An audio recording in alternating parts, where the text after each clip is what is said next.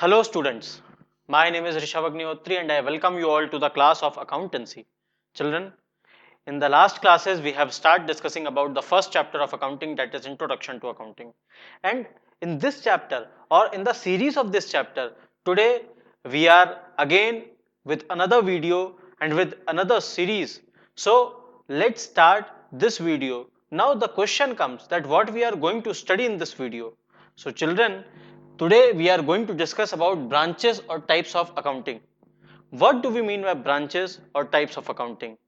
तो सबसे पहले तो आप अपने मन से डर निकाल दीजिए कि it is something very difficult और इतनी सारी टाइप्स ऑफ अकाउंटिंग जो सर आपने लिखी हुई है, क्या ये सब हमें अभी पढ़नी है? नहीं नहीं, ऐसा कुछ नहीं है. इन 11th and 12th you will B only studying financial accounting and when you will move further in your further classes.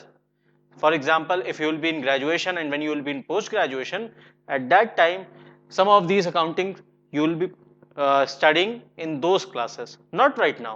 So 11th and 12th are meant for only financial accounting. लेकिन अब क्योंकि ये सारी टाइप्स ऑफ अकाउंटिंग हैं, तो before going into the depth of financial accounting we have to understand that what are these types of accounting.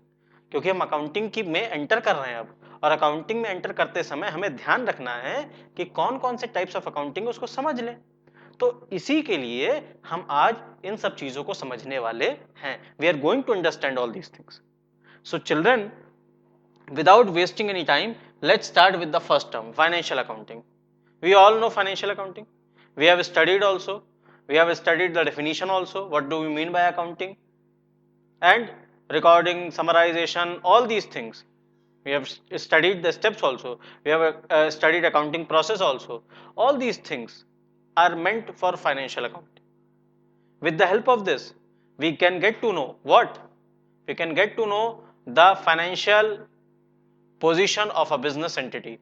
We can get to know the profit and loss, whether the business entity is going or making a profit or it is making a loss. We can very well know about all these things with the help of financial accounting. मैंने आपको बताया भी था कि हमारा main M, जब भी हम कुछ करते हैं तो किसी एम के साथ आगे बढ़ते हैं, कुछ एम लेकर चलते हैं.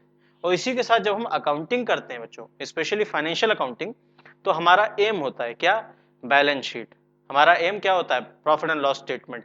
हमारा एम क्या होता है? Trading account. तो फाइनल अकाउंट्स पे पहुंचना ही हमारा एम है. फाइनेंशियल अकाउंटिंग हमें हेल्प करती है उस फाइनल स्टेटमेंट्स पे या फाइनल अकाउंट्स पे पहुंचने में. I think so it is very clear in your mind. और इसके थ्रू होता क्या है? इसके through business entities analysis interpretation कर सकते हैं. इसके थ्रू हम अपने फाइनेंशियल पोजीशन को किसी और को और खुद को भी कम्युनिकेट कर सकते हैं. This is very very very important for a business entity. Now coming to the next, that is cost accounting. Now what do we mean by cost accounting? देखिए, नाम से ही पता चल रहा है कॉस्ट, यानी कि कॉस्ट जितनी भी इनकर्ड हुई हैं बाय द बिजनेस, जिससे कि हम अपने मैनेजमेंट को बेटर कर सकें, अपने मैनेजमेंट को सुधार सकें, तो उसके लिए हमें क्या जरूरत पड़ती है? कॉस्ट अकाउंटिंग की. Many things we are talking in cost accounting also children. For example, हम इसमें कॉस्ट का ही वेरिफिकेशन, बाइफर्केशन करने लग जाते हैं. अब ये बाइफर्केशन मतलब क्या? अलग अलग सेपरेशन करने लग जाते हैं. सर सेपरेशन कैसे करते हैं? फिक्स्ड कॉस्ट अलग कर देते हैं, वेरिएबल कॉस्ट अलग कर देते हैं. अलग अलग तरीके से हम कॉस्ट अकाउंटिंग में बहुत सारे प्रिंसिपल्स को फॉलो कर रहे होते हैं, बहुत सारे रूल्स को फॉलो कर रहे होते हैं. लेकिन एम क्या होता है? एम यही होता है that we want to know what we want to know we want to get the cost incurred. क्या कॉस्ट इनकर्ड हुई, कितनी कॉस्ट इनकर्ड हुई, वहां तक पहुंचना ही हमारा एम होता है. मेरे हिसाब से सभी को यह बात बहुत अच्छे से समझ आ रही होगी कि फाइनेंशियल अकाउंटिंग क्या है और कॉस्ट अकाउंटिंग क्या है. अगर ये बात अच्छे से समझ में आ गई है तो आगे बढ़ते हैं मैनेजमेंट अकाउंटिंग की तरफ. देखिए, नाम से ही पता चल रहा है मैनेजमेंट, यानी मैनेजरियल डिसीजंस की जब बात आती है, मैनेजरियल डिसीजंस जब लेने होते हैं, तब we are taking what? We are taking the help of management accounting.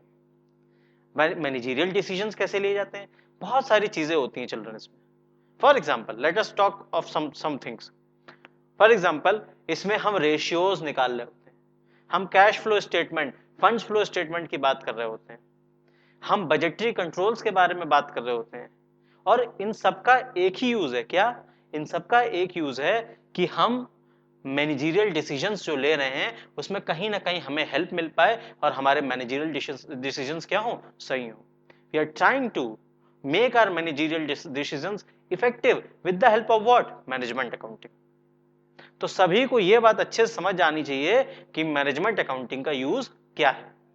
Sir है क्या और डिटेल में? तो डिटेल में बहुत ज्यादा अभी नहीं जाना है, डिटेल में तो अगली क्लासेस में जाएंगे ही जाएंगे, यानी कि बीकॉम और एमकॉम में हम पढ़ेंगे ही पढ़ेंगे, अभी जरूरत नहीं।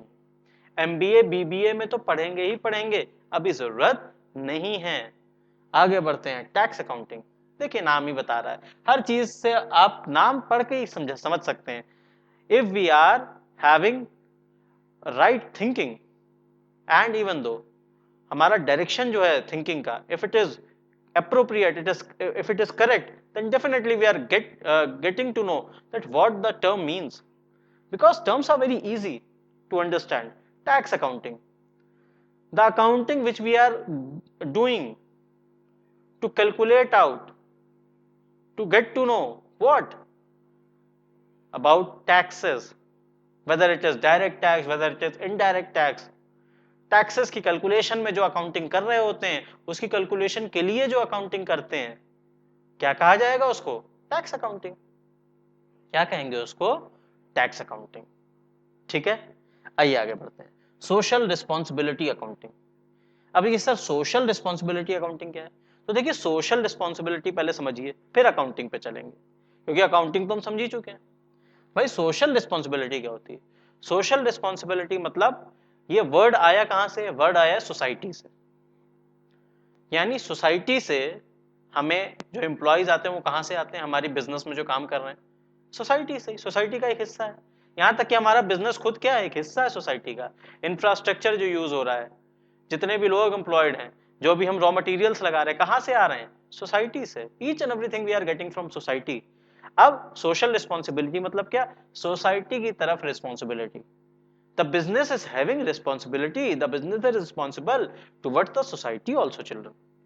हम आप भी रिस्पॉन्सिबल है, इसी तरीके से बिजनेस भी रिस्पॉन्सिबल है, हमारी एंटिटी भी रिस्पॉन्सिबल है। किसकी तरफ? किसकी तरफ रिस्पॉन्सिबल है? सोसाइटी की तरफ। आज सोसाइटी की तरफ अगर रिस्पॉन्सिबल है तो क्या करना चाहिए उसके लिए? तो देखिए सबसे पहले एम्प्लॉयज हम रखते हैं, तो एम्प्लॉयज को फेयर अमाउंट ऑफ सैलरी दे, या अगर वेजेस पे कर रहे हैं लेबर्स को तो वेजेस फेयर वेजेस दे। ये हमारी पहली रिस्पॉन्सिबिलिटी होनी चाहिए। क्यों?